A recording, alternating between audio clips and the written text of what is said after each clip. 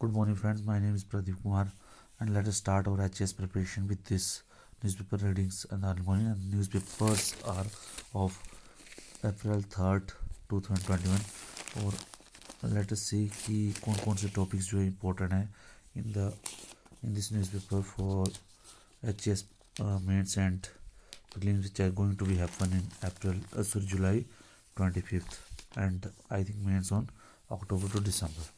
सो आज का जो न्यूज़पेपर है इसमें इम्पोर्टेंट जो टॉपिक्स है वो मैंने निकाले हुए हैं जो आपके लिए हेल्पफुल हो सकते हैं।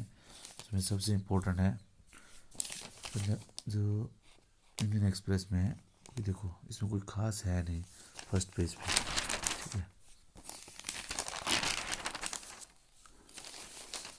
इसमें एक आया था वो 2 दिन पहले से चल रहा है कि स्मॉल सेविंग स्कीम्स में गवर्नमेंट ने जो रेट्स हैं वो कट कर दिए हैं, बट फिर से उसको रिस्टोर कर दिया। बट इसमें जो आपको इम्पोर्टेंट एक चीज़ पढ़नी है, देखो इसमें पेज नंबर 4 पे एक्सप्लेन में I am always telling you कि ये जो पेज एक्सप्लेन करके पेज आता है, प्लीज़ इसको जो है थोड़ा सा स्टडी कर लीजिए, वो भी इम्पोर्टेंट उसमें रेट कट्स अनकट, देखो rate cuts uncut should invest in small savings, इसका कोई आपको लेना देना नहीं है। बट इससे एक चीज़ जो इम्पोर्टेंट होके आते हैं, देखो ठीक है, economist also say that since the central government uses small saving fund to finance its deficit and is looking to reduce the cost of deficit financing, it would go for a reduction in small saving rate and that could happen for the next quarter.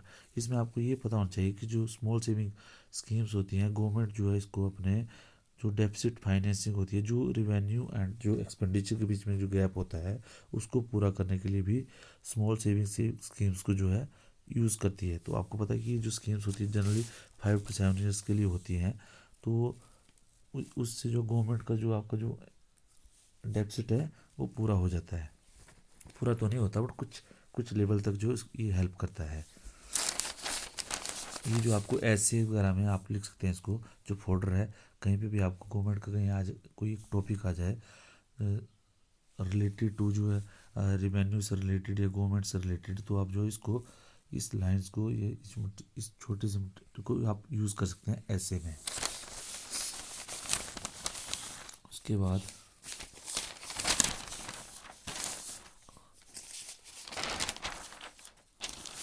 Editorial page है, page number 8 पे Indian express के, उसमें देखो एक आया हुआ है police needs a make over. आपको पता है कि पुलिस रिफॉर्म जो है बहुत से टाइम से लोगों की डिमांड है, कि लोगों ने पब्लिक की demand and this is the topic which some time comes in the many of the question paper, कि पुलिस रिफॉर्म्स के बारे में आपको ऐसे आ जाएगा, इंटरनल सिक्योरिटी के बारे में कुछ आ जाएगा आपको जीएस पेपर 3 में।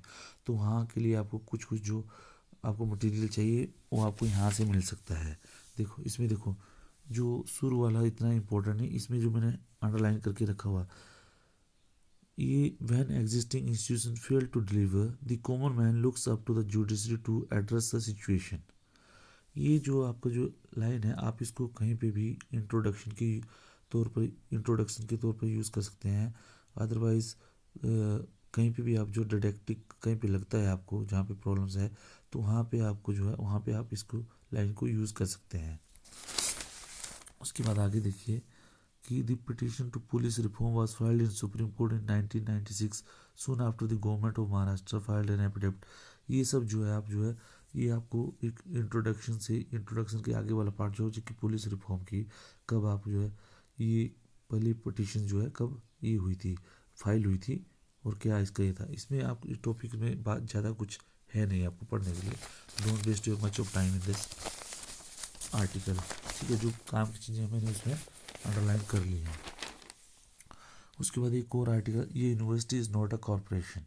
इसमें क्या है जो कॉरपोरेटाइजेशन ऑफ यूनिवर्सिटीज़ हो रहा है, इसमें थोड़ा सा उन्होंने बताया कि जो कॉरपोरेट वर्ल्ड है और जो यूनिवर्सिटीज़ है ये किस तरह काम करती है।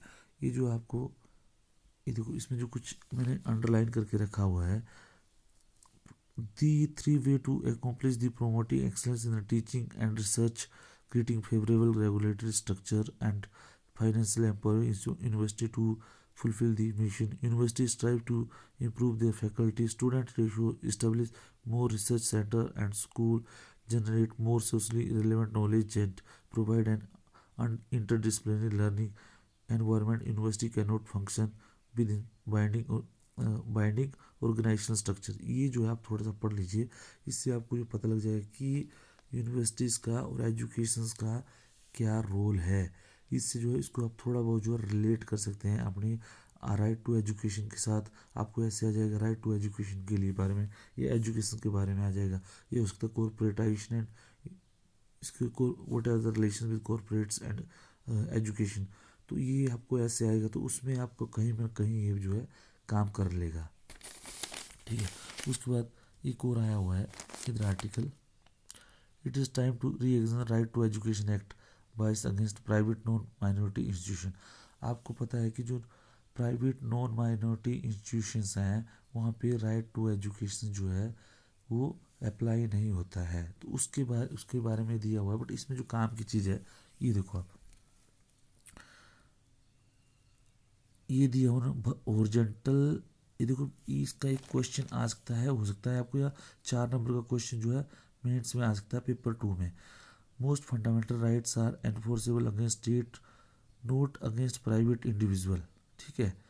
ये आपको फंडामेंटल राइट्स के बारे में ये पूछ सकते हैं कि फंडामेंटल राइट्स का जो एक पॉइंट देख लो कि आप जो है they are enforced against the state not against private individual, this is known as the vertical application of fundamental right.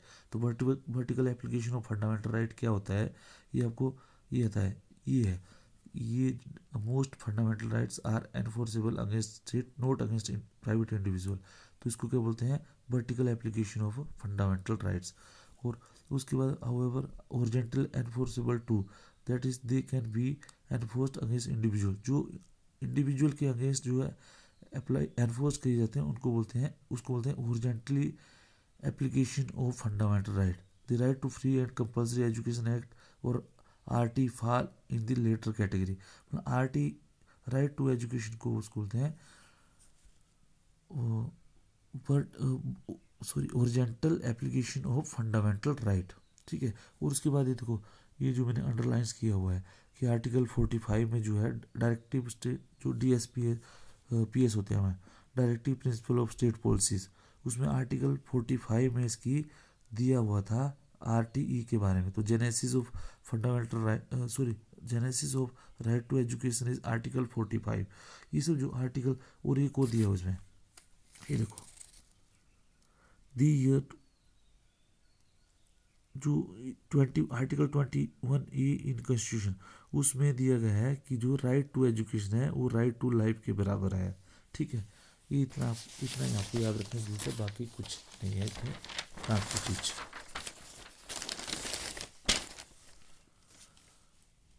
बाकी जो वर्ल्ड वाले पेज में है, वर्ल्ड वाले पेज में ईरान वर्ल्ड्स पावर से ready to welcome back US to nuclear agreement. आपको पता होगा कि मीरान और यूएस का एक न्यूक्लियर एग्रीमेंट चल रहा है कि जिससे बोल रहे हैं कि आप न्यूक्लियर कुछ बनाओ, न्यूक्लियर एनर्जी का यूज़ नहीं करोगे, वेपन मीन्स न्यूक्लियर बॉम्ब बनाने के लिए यूज़ नहीं करोगे। तो उसमें जो है यूएस वगैरह की जो यूएस ईरान की चल रही है, बट डील चल रही है और पहले ही एनफोर्सेबल थी, but with the coming of Trump ये जो है डील्स कैंसिल हो गई थी।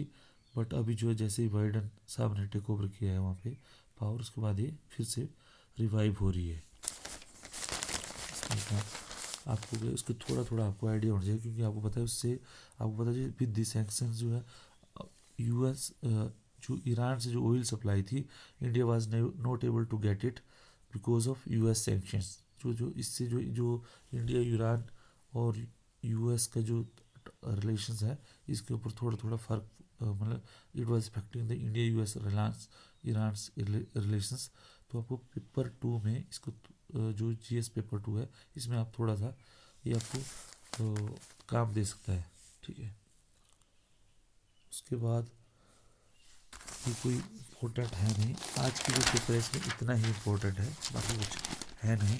उसके बाद आप दिव्य हिमाचल जो 3 अप्रैल का पेपर है इसमें भी कुछ खास है नहीं आया हुआ है, जो आपके एग्जामिनेशन पॉइंट के लिए इम्पोर्टेंट है। उसमें मैं आपको जो मेरे को इम्पोर्टेंट चीज़ लगी जो आपके पेपर्स में काम दे सकती है, ये देखो, ये जो आर्टिकल है ये जो मिस्टर सुदर्शन सोलंकी जो इंडिपेंडेंट राइटर है उन्होंने लिखा हुआ है, इसको भोजन में बढ़ता रासायनिक जहर।